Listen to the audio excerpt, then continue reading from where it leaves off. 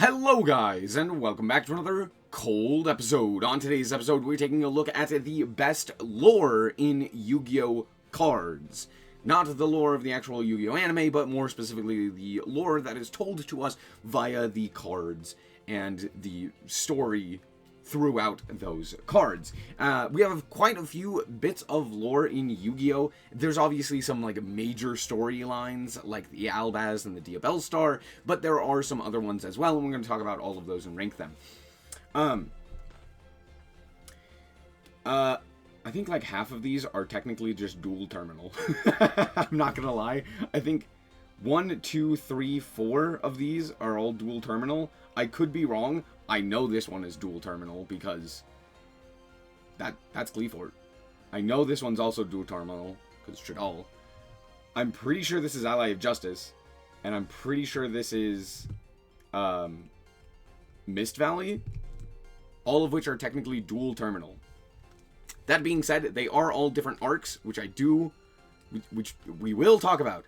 Also Nekroz is also in there. Yeah, so all of these are dual terminal. Just different points in the storyline. And let me tell you, dual terminal is peak comedy. It's so unbelievably silly in the way that it functions in respect to Yu-Gi-Oh! Because the big bad of the entire storyline is worms. And not worms, like dragons, like worms, like Worms X and Worm Zero and those guys, which is very funny. And let me tell you, the first one is so unbelievably bad because it is, I believe, Mist Valley, Flomvel's, X-Sabers, and something else that I can't remember because they're that forgettable, all fighting worms and losing. It's hilarious. But it's also really boring. There's not anything that actually happens. It's just here are some worms. Here are some guys that fight worms.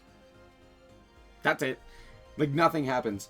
Until the Ally of Justice comes along, and then it kind of gets a little bit, maybe kind of a little bit more interesting, because at the very least, with the Ally of Justice, what ends up happening is that they band together, and they make some, improvements to the ally, or to their fighting forces to fight the worms more effectively. I mean, we literally see this in Master Duel with the solo modes, but, overall the story is really mid, and it's not all that great. But at the very least, it's a little bit better. And then it becomes peak comedy with Ice Barrier hitting the field. And the reason I say this is because as soon as the Ice Barriers show up, they immediately ruin everything. Because they're hey, you know what would be a good idea? You know those things we locked up because they ruined the world when they were released? Yeah, what if we released them? And then they do that. And then they're oh no, it went wrong! Because we released the things that ruined the world! In the Ice Barrier, or in the dragons. And then they're okay, let's lock them back up. And then 20 minutes later something else goes wrong and they're you know what would be good? And then they release Trishula again. Why do they do this? It's peak comedy and it's very, very funny. And then Shadal comes along and is extremely boring. As much as I love Shadal, the Shadal storyline is actually really boring. It's it's a standard corrupting storyline, but it's also extremely convoluted and extremely complicated, and it doesn't make any sense. And it's the same thing with Gleefort. I don't understand how any of that comes about and is even remotely interesting. It's very, very bad overall. That being said, all of Dual Terminal is so bad. It's funny because reading it and understanding it, the world ends 7 different times. It's peak comedy because they just mess up so often due to their own stupid mistakes, Ice Barriers releasing the myriad of terrible, no good, very bad dragons, and then they're just what if we did it again? You're stop doing that. And there's a bunch of other stuff like that. While it is kind of funny to think about, it's not a very interesting story, and it's not a very fun lore. It's just boring most of the time. Because oh, here are the worms and how they interact with Naturia, and here are the worms and how they interact with these random guys, and the Jurax, and you're just huh? It's very boring. And then at the end, Sophia shows up, the goddess of birth and destruction, and goes, haha, time to die. And then she loses. I don't know. It's very weird. Anyway, next up we have the True King lore, which is Cristrons, True Dracos, True Kings, and Zodiacs, I believe. All fighting. Zodiac, Crystron, and True Dracos are specifically fighting the True Kings in some capacity. It's not the most compelling lore, all things considered. Honestly, it's pretty bad. It's extremely forgettable and not all that exciting. Unless I'm missing, this is True King, right? This is the True King lore. Yeah, it's okay. It's fine. Next up, we have the what is this? It's Magic Spectre and Draco, the Draco Pendulums. What are they called? Draco Slayer. These are very basic as well. I'm gonna put these in the C tier. They're just kind of like, oh, here are the Draco Slayers, and they fight the evil Draco Slayers, and I don't know. It's very bland. Honestly, none of these are like extremely memorable. Yeah, they're not great. They're not great. Okay, now we have 4 back-to-back bangers in regards to... They're basically just huge storylines. Starting off with World Legacy, which is honestly one of the best, if not the best, storyline in the entirety of Yu-Gi-Oh! And the reason for this is because the story encapsulates the Crawlers, the Mech Knights, the World Legacy, and Orchist, and it all encapsulates it very, very well, and just really brings everything together in a very cohesive, fun manner, and it all, like, is very cool in the way that it works. You know, Ningirsu trying to bring back Ib with like Galatea and stuff like that, and the corruption that takes place due to the misleading of the group through Lib and stuff like that. Some very interesting story elements and points within the story throughout the entirety, and just like, yeah, it's fantastic. I think it's a really, really good story, and genuinely is like, well, it's up there with that of what most people would consider to be the best, which is the Albaz storyline. And genuinely speaking, I would love to see the World Legacy storyline actually come to fruition in an anime form, similar to that of what we are getting with the Albaz story in the Duelist Chronicles, which is very cool. But yeah, the World Legacy is super, super sick, and has a lot going for it as well in terms of a storyline. That being said, Albaz is the quintessential goated storyline. This encapsulates even more archetypes and makes sense of a lot of them. However, I do think that it wanes in a few facets because there's so much that they end up doing, and it kind of just drags out in the middle specifically, which is why I kind of want to put it below the World Legacy stuff. I think World Legacy overall feels more important and like well-paced than that of the Albaz stuff. That being said, Albaz is still fantastic, right? You have, you know, the Tri-Brigade and all of them fighting the Dogmatica, and then you have Albaz himself being this, like, transforming dragon boy that ends up, you know, having to go against the Ecclesiarchy and all of that jazz. It's a very interesting storyline, and overall is very, very solid as a storyline. Then we have another big storyline in Vsauce Star Frost, which is basically, dude wakes up and says, I'm missing parts of myself, and then goes and finds them. And he finds them in Scareclaw, Kashtira, Tearlament, and Manadium. Which, all in all, are stuff. And then the bad guy shows up, and you're like, who? This is a bad storyline. I'm not a fan of the Vsauce storyline. I think it's really, really boring. There are some parts that are like, yeah, pop off, king. But for the most part, it's just like, guy shows up, and his part is evil. Oh no. So he takes his part, then new evil guy shows up, and he goes to other new evil guy, and evil guy is him and his part, and so he takes evil guy, and then new evil guy shows up, and he goes, that's mine, and then he takes it, and then new evil guy shows up, and it's not him. That's it. It's kind of just like Monster of the Week style stuff, except not cool and fun like Scooby-Doo. More like boring, like Scooby-Doo. I couldn't think of anything.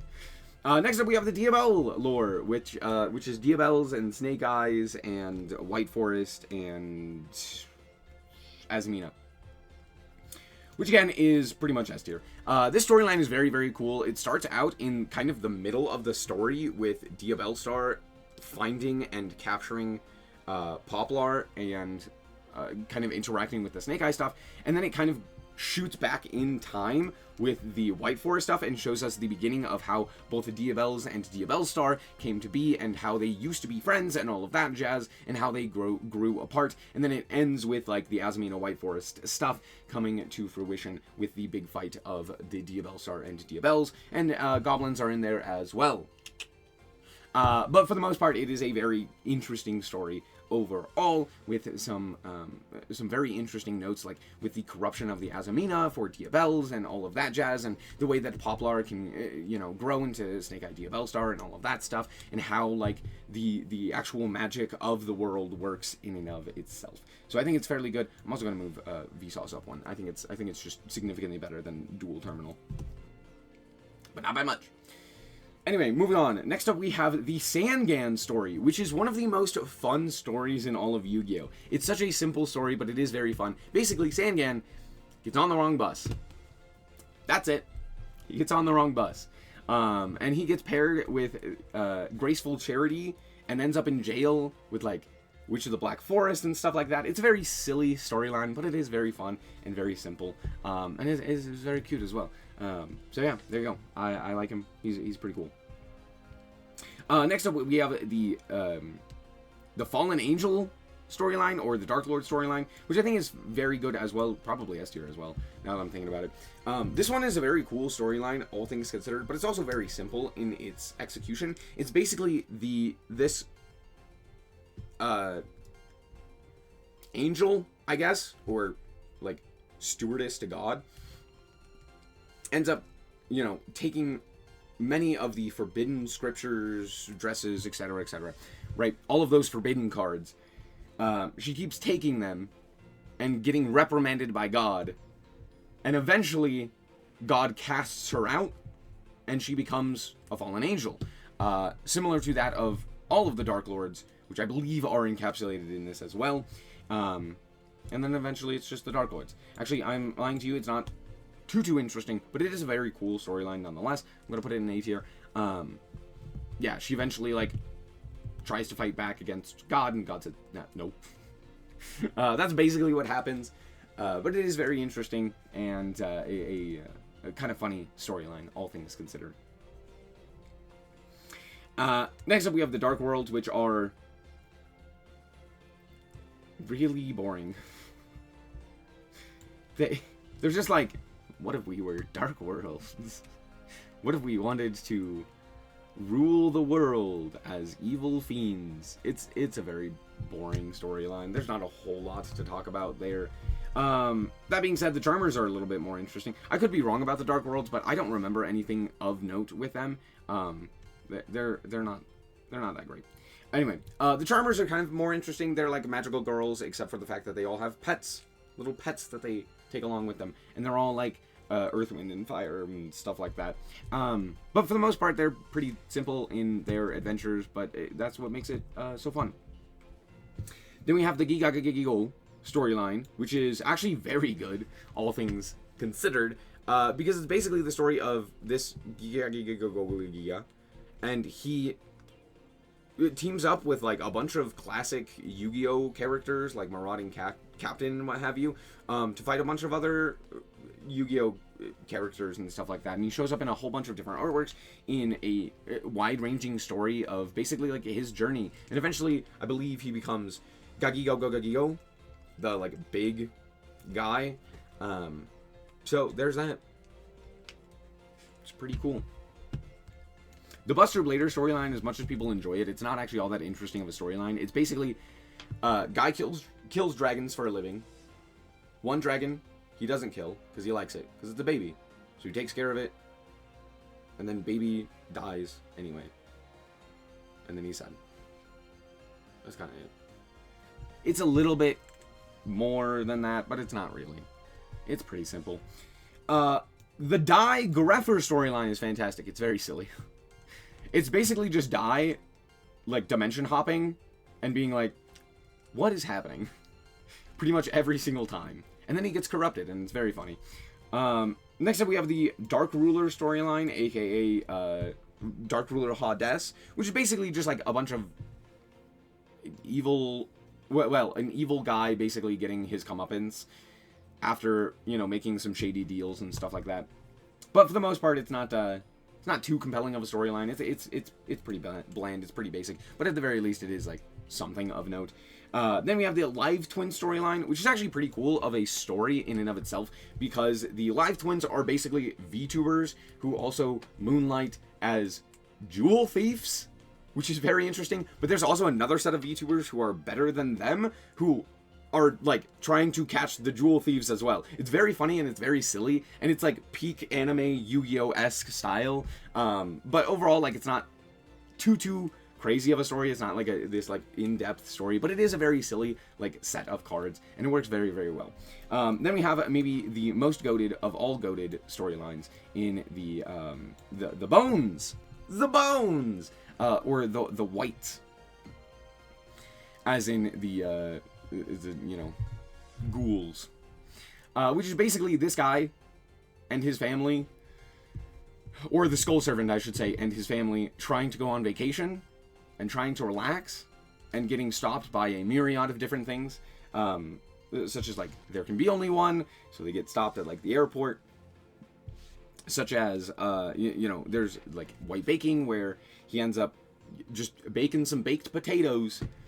And lots of like silly stuff like that, right? We have this one where his dog takes his bones, and it's basically just the story of all of his endeavors as he goes about as a Skull Servant. It's a very nice, cheesy storyline, but it is very funny, nonetheless.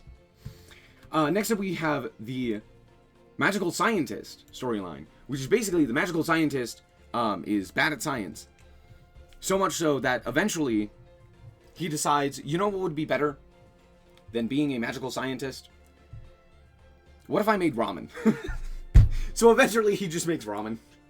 It's very funny in like how it ends up, but it's not honestly all that interesting of a story nonetheless. We do have another good story here with the story of the kid with the t-shirt, which basically this little goblin kid gets a t-shirt that he doesn't like for a present, and eventually he goes out and walks around, and this older guy is wearing the exact same t-shirt as him, and he goes, hey, I like your t-shirt. And so the little kid goes, maybe I do like this t-shirt, and eventually grows up to be this jolly like toy shop owner, and brings joy to other little kids through the use of his toys, still wearing said t-shirt, and it's adorable. It's a nice little storyline, but it is a cool little storyline. That's pretty much the entirety of it as well, which is kind of funny. I actually don't know this storyline. I'll look it up in a second. Then we have the Time Thieves, or more specifically, I guess this would be the S-Force storyline, which is Time Thieves, the IP Mask Arena, all of the S-Force, such as SP Little Knight, and the Psy-Frames, which is basically, S-Force is basically like interdimensional cops who go around to different dimensions and try to put an end to the problems brought forth by people such as the Time Thieves and the Psy-Frames. It is a pretty okay storyline. It's not like the most interesting, but it's also not terrible, all things considered. And then we have Fire versus Water, the story. It's literally just Mermail versus Fire King. That's it. That's the story. It's that they don't like each other. Because it's fire versus water. That's the whole story. Then we have the Tyrant storyline, which is actually kind of interesting because it's basically the storyline of the Emperor's New Clothes, where the Emperor is given a magical, invisible clothing that he basically forces everyone to appreciate, even though he's naked. And so he goes on a tantrum, basically. He goes, and like everyone's like, brother, what's going on? And he goes, what are you talking about? And like scolds them and stuff like that. And it's basically just him throwing a big temper tantrum throughout his kingdom. It's okay. It's an okay story. It's not great. It's not really all that interesting of a story, but it is kind of interesting because a whole bunch of random Yu-Gi-Oh characters show up, like Unexpected and Marauding Captain and stuff like that, I believe, are in there. Then we have this storyline, which again I can't remember for the life of me, so I'm gonna look this one up as well because I don't remember it exactly. Then we have the Dark Zera storyline, which is basically this guy is an angel, and then he falls. That's it. It's like the Dark Lord storyline, except not nearly as interesting. Because technically he is a Dark Lord. That's like it, dude. It's probably one of the worst in the game. It technically exists, and it's technically a story, but it's really, really bland and really, really boring. And there's not a whole lot to really talk about. Then we have the Beasts. The Beasts are basically just all playing games and, like, fighting each other in very silly fashion. And they're on, like, a bunch of different cards, all, like, fighting and having a grand old time. And it is, you know, something, but for the most part, it's not really all that dynamic or interesting of a storyline. So, there's that. Okay, I couldn't find anything. I believe this is just like the deep sea world, and it's basically just an exploration of Atlantis. It's not in anything really to write home about. I literally could not find which this one was, what storyline this was. I think it's one we've already covered. But that being said, we're also missing like quite a few storylines. Obviously, like SP or not SP. Sky Striker's not on here. Ghost Trick's not on here. Stuff like that aren't on here, which are still part of a storyline somewhat. But for the most part, I will say that this is a more or less it's what you need, right? So for the most part, I'm okay with this list as a whole. We're not gonna rate everything, but there you go. All in all, I think that a lot of the storylines in Yu-Gi-Oh are very good, but there's a lot that are just like filler to just put onto cards, basically. And that tends to be the case. It's not that big of a deal that we don't have a storyline for all of these, but it would be nice if we had... Actually, no. I like the way that Yu-Gi-Oh currently works, with the way that the stories encapsulate themselves and kind of work alongside each other. So, there you go. Anyway, I'm going to call it quits there. Thank you guys so much for watching, and remember to always stay frosty. Bye-bye.